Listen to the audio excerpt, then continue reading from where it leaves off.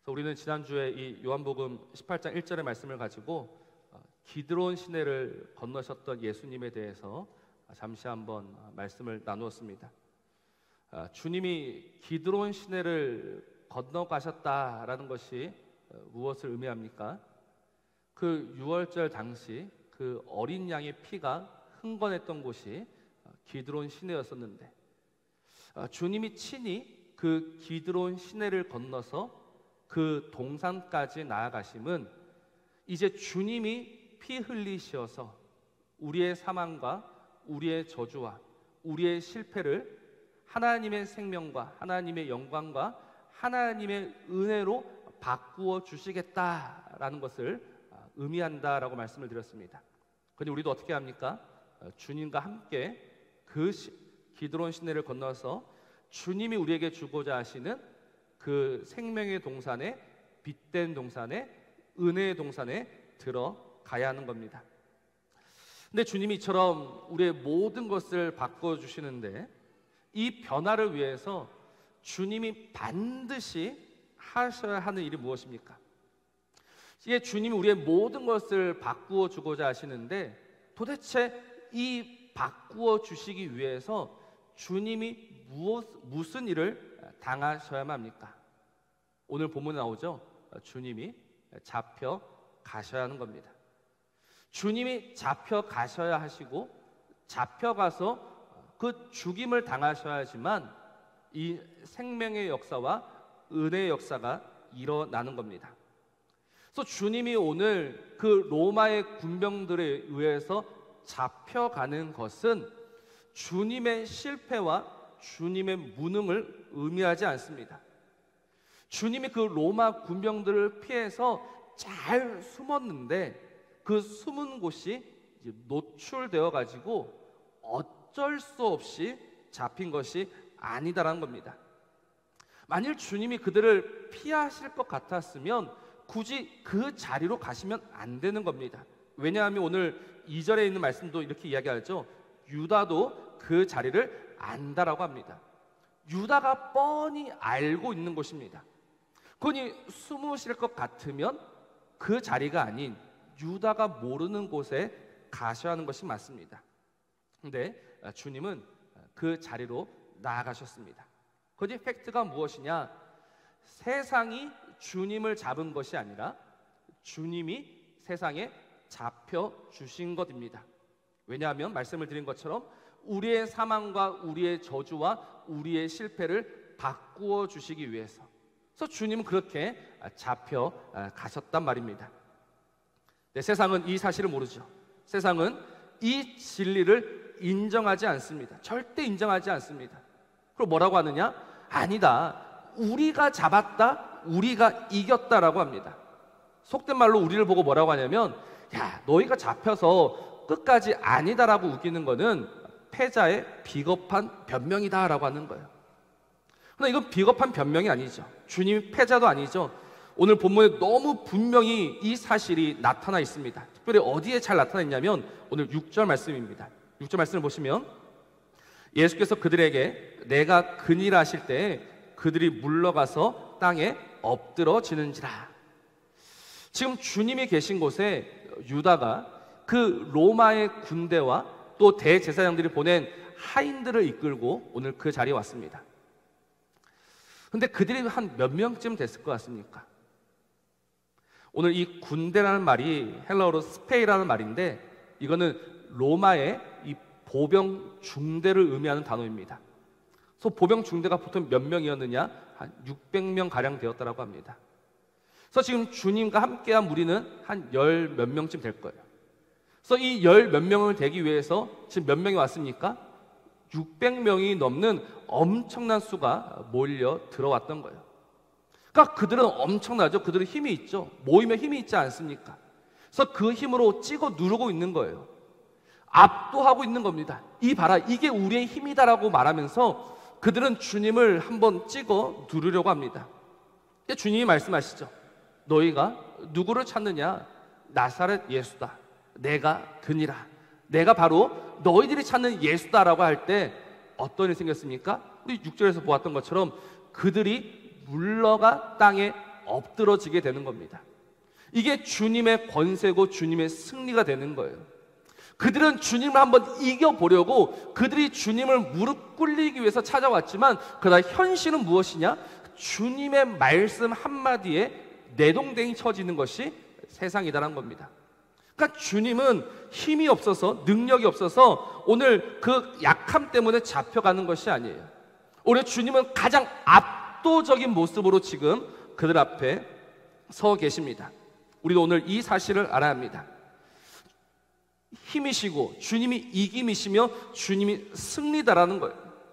언제나 세상이 커 보이죠. 언제나 세상이 강해 보이죠. 그러나 진리는 무엇이다? 주님이 크시다라는 겁니다. 주님이 강하시다라는 겁니다. 주님이 언제나 이기신다라는 겁니다. 그래서 오늘 이 진리를 믿지 못하는 자들에게 주님이 이렇게 말씀하신 적이 있습니다.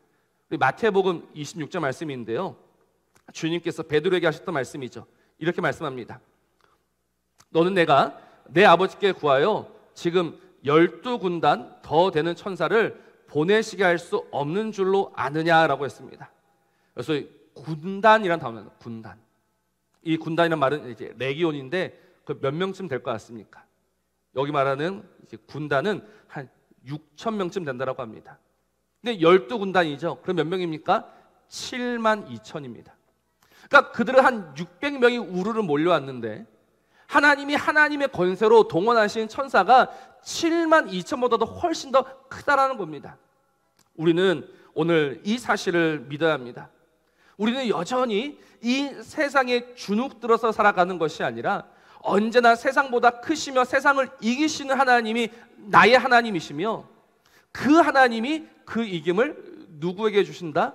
오늘도 사랑하는 주의 백성들에게 주신다라는 것을 꼭 믿으며 살아가는 저와 여러분이기를 주님의 이름으로 축복합니다. 그러니 오늘 첫 번째 포인트가 무엇이냐면 세상은 절대 우리를 이길 수 없다라는 겁니다. 세상이 우리를 이길 수가 없습니다. 세상이 우리를 이기는 것처럼 보이죠. 세상이 우리보다 큰 것처럼 보이죠. 세상이 강해 보입니다. 그러나 결코 그들은 우리를 이길 수가 없습니다. 우리는 그 세상 앞에 주눅들지 않고 살아야 합니다. 그것이 믿음의 삶입니다. 그럼 우리가 정말 이 세상을 살아갈 때 주눅들지 않고 살아가려면, 주님이 주시는 그 승리를 누리면서 살아가려면 무엇을 해야 하는가? 꼭 기억하시기 바랍니다. 바로 우리가 믿는 분이 누구이신지를 알아야 합니다.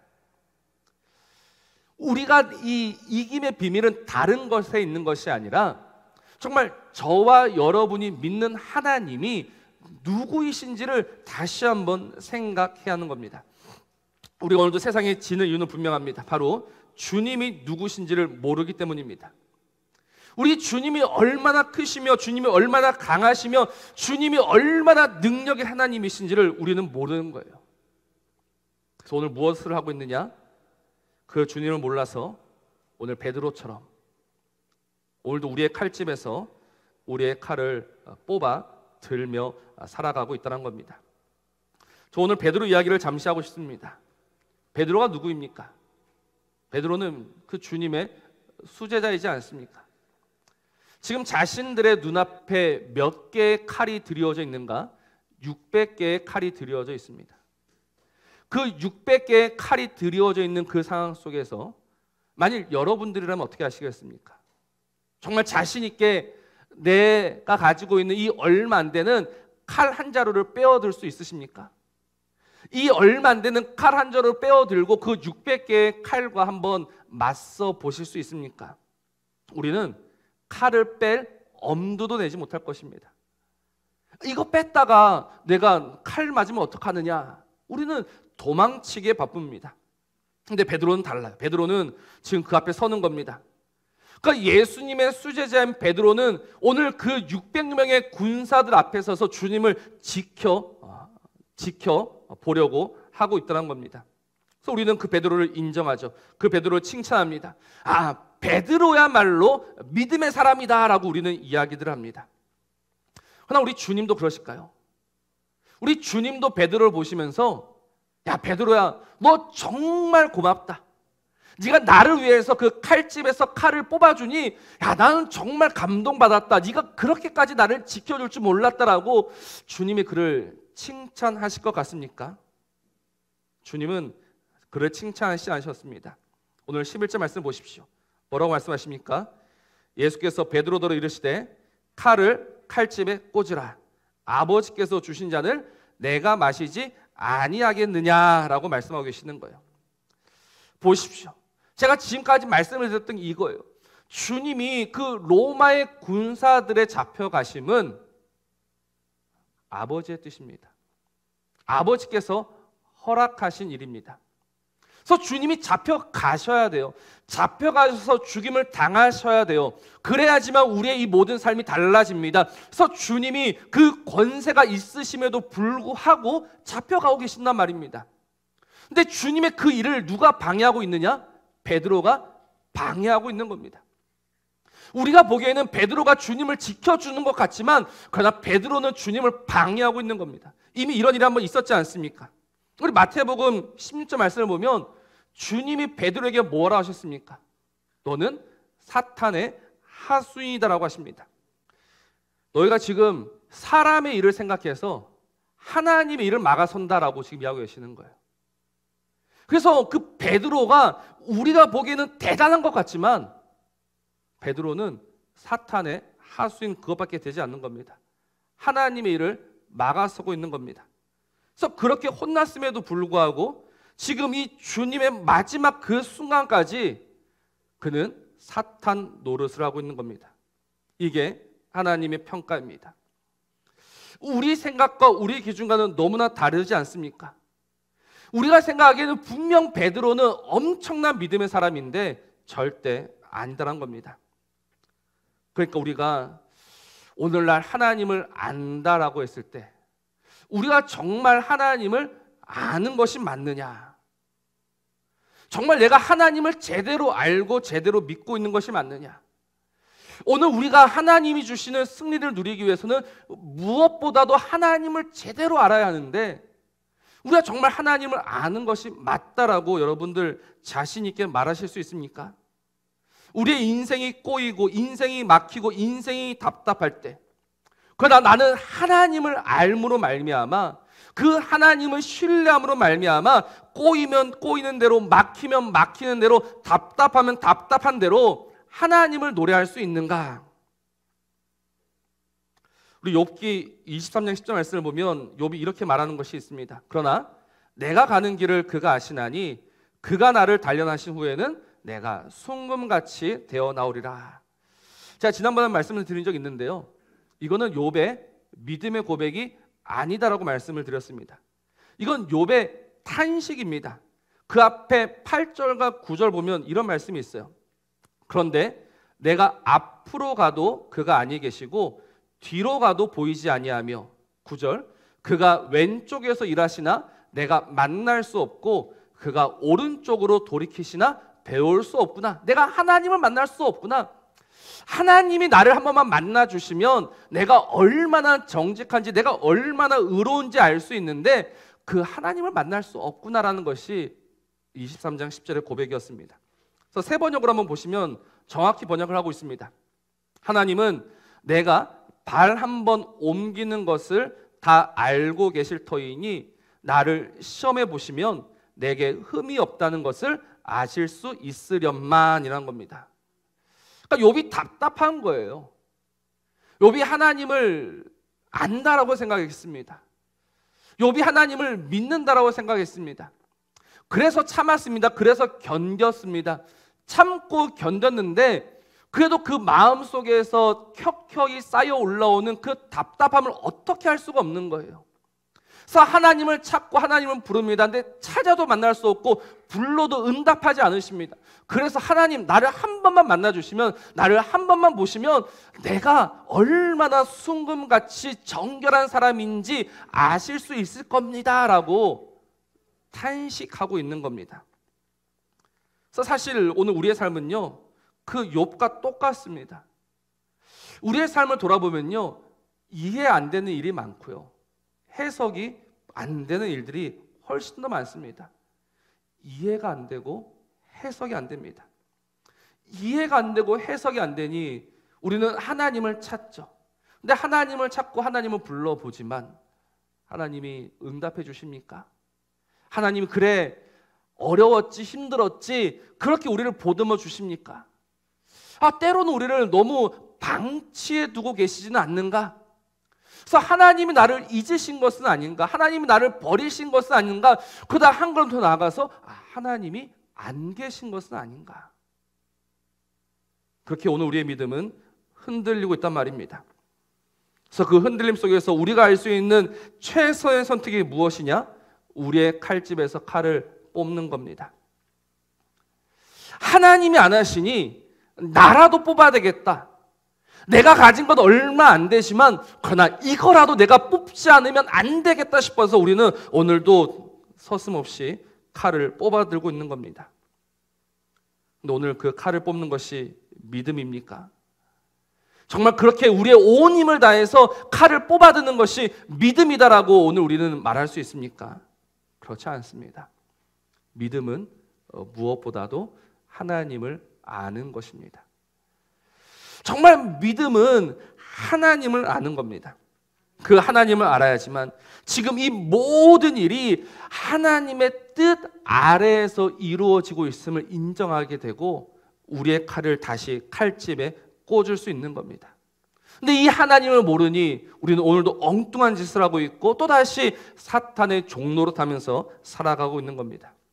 그러니 사랑하는 성도 여러분, 무엇보다도 하나님을 아시기를 주의 이름으로 축원합니다. 하나님을 아실 때 정말 힘써 하나님을 알아가는 저와 여러분이기를 주의 이름으로 축복합니다. 그래서 호세아서 6장 3절 말씀을 보면 이렇게 말씀하죠. 여호와를 알자, 힘써 여호와를 알자라고 합니다. 여호와를 알자, 힘써 여호와를 알자. 오늘 저 힘써라는 말을 한번 주목해 보십시오. 정말 이 힘써라는 말이 무슨 뜻일까 싶어서 한번 찾아보니까요, 저 힘써에는 두 가지 뜻이 있습니다. 하나는 뭐냐면 따라간다라는 뜻이 있고요, 하나는 이 눌림을 당한다라는 뜻이 있습니다. 따라간다와 눌림을 당한다, 압박을 당한다. 그래서 이 두 가지 단어를 묶어보니까 어떤 결론이 나오냐면 끌려간다라는 결론이 나옵니다. 끌려간다. 그러니까 하나님을 아는데 어떻게 하나님을 알 수 있느냐? 끌려가면서 아는 거예요. 내가 어떻게 하나님을 한번 찾아보고 내가 어떻게 하나님을 한번 탐구해보고 내가 한번 앞장서 나아가서 하나님을 아는 것이 아니라 이 힘써 여호와를 안다는 의미가 무엇이냐면 끌려가면서 배우는 겁니다. 그래서 이 끌려가면서 배웠던 사람이 누굽니까? 바로 지금 사탄의 종로로 사고 있던 베드로이지 않습니까? 우리 요한복음 21장 18절 한번 보시겠습니다. 주님께서 베드로에게 이렇게 말씀하시죠. 내가 진실로 진실로 내게 이르노니 네가 젊어서는 스스로 띠띠고 원하는 곳으로 다녔거니와 늙어서는 네 팔을 벌리리니 남이 내게 띠띠우고 원하지 아니하는 곳으로 데려가리라. 남이 너에게 띠띠우고 원하지 아니하는 곳으로 데려간다. 이게 무슨 말입니까? 끌려가는 거죠. 베드로는 그렇게 끌려가면서 하나님을 배웠던 겁니다. 사랑하는 성도 여러분, 오늘 우리는 정말 하나님이 우리의 이 인생을 이끌어 가실 때 끌려가셔야 합니다.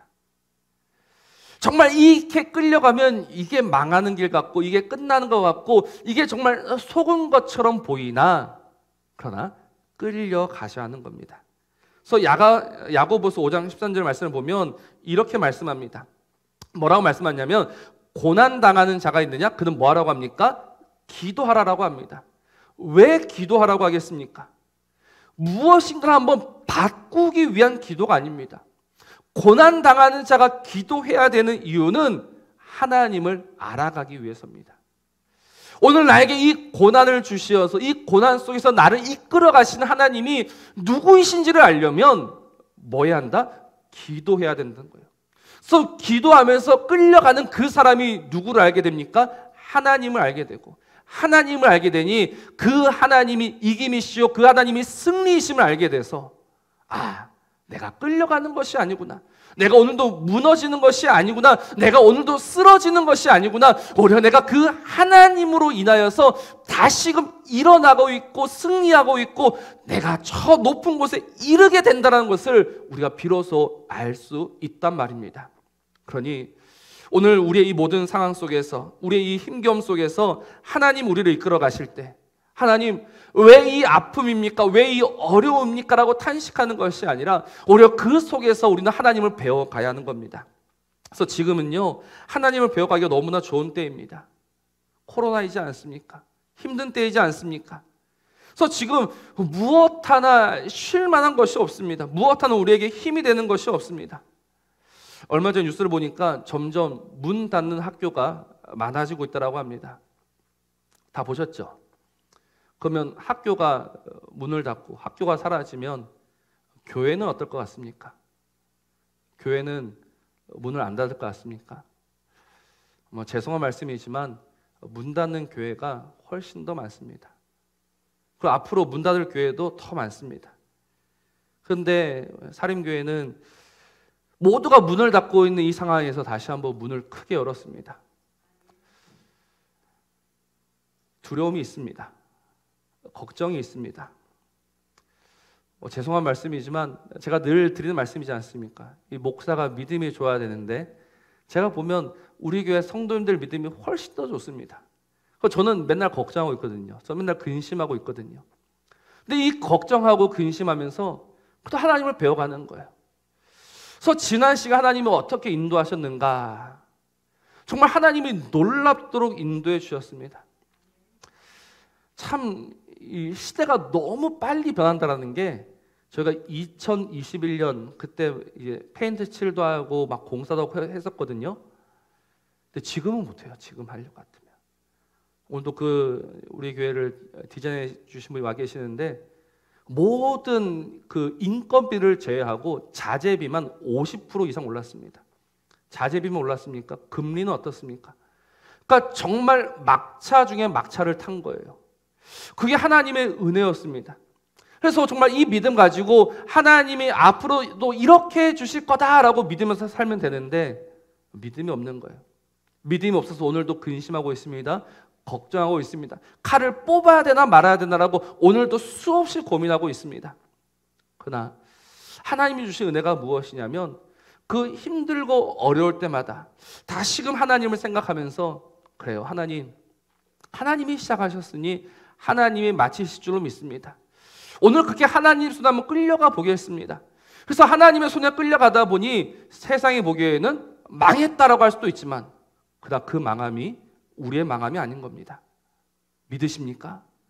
지금 우리의 삶이 어렵고 힘들고 너무 피곤한 상황 속에 있지만 그래서 세상이 우리를 보면서 너 그러다가 좀 있으면 망한다라고 하지만 그러나 우리는 망할 수가 없는 거예요. 왜냐하면 저와 여러분이 믿는 하나님은 그 한 사람까지 돌보시는 하나님이시기 때문에 그렇습니다. 그래서 오늘 이 본문에서 만나는 하나님이 어떤 하나님이십니까? 오늘 8절과 9절 한번 보시기 바랍니다.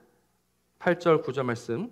예수께서 대답하시되 너에게 내가 근이라였으니 나를 찾거든 이 사람들이 가는 것은 용납하라 하시니 이는 아버지께서 내게 주신 자 중에서 하나도 잃지 아니하였사옵나이다 하신 말씀을 응하게 하려 함이로라. 아멘. 주님이 그 잡혀가시는 그 순간까지 누구를 지키고 계십니까? 마지막 한 사람까지.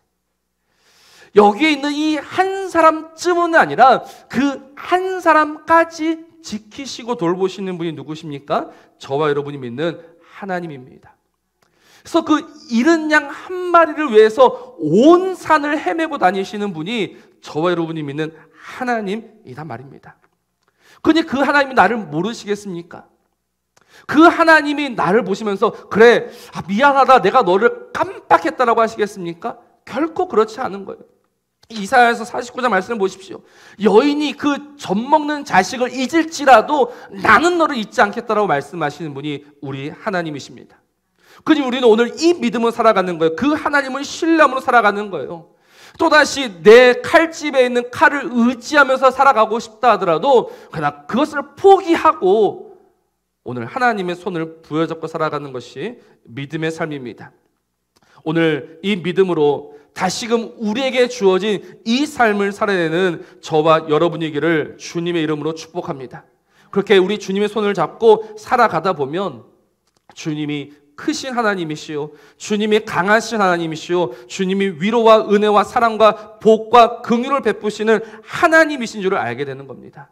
그래서 정말 우리 주님께서 그 영광 중에 다시 오실 때, 그래서 우리를 그 영원한 생명으로 불러가실 때 거기에서 한 사람도 빠지지 않는 우리 모든 성도들 되시기를 주의 이름으로 축복합니다.